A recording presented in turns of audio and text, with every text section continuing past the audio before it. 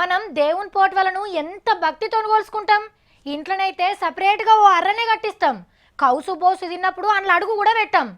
గోడ కతకబెట్టిన దేవుళ్ళ బొమ్మలకు కూడా ఆరమార మూదిబత్తిలు ముట్టించి మొక్కుకుంటాం.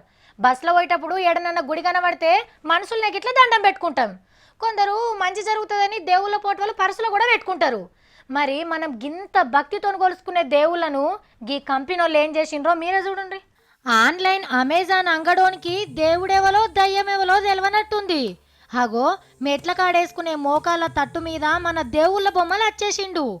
లచ్చిందేవి, వినాయకుడు, కృష్ణుడు, శివుడు, విష్ణువు బొమ్మలేసిన తయారు చేసి నీటిని కొనుక్కోమని ఆఫర్లు పెట్టిండ్రు. బొమ్మలు మంచిగా ఉన్నాయని ముద్రేసినట్టున్నారు కానీ జర్రంతనన్న ఆలోచన ఉండద్దా? ఇంత పెద్ద దేశంలో ఇంత పెద్ద ఆన్లైన్ వ్యాపారం చేసుకుంటా ఇక్కడోళ్ళ మనోభావాలను దెబ్బతీస్తే ఎట్లా? మనోళ్ళ తిట్ల తెప్పకు ఈ దేవుళ్ళ తట్ల నమ్ముడు పనిచేసిండు.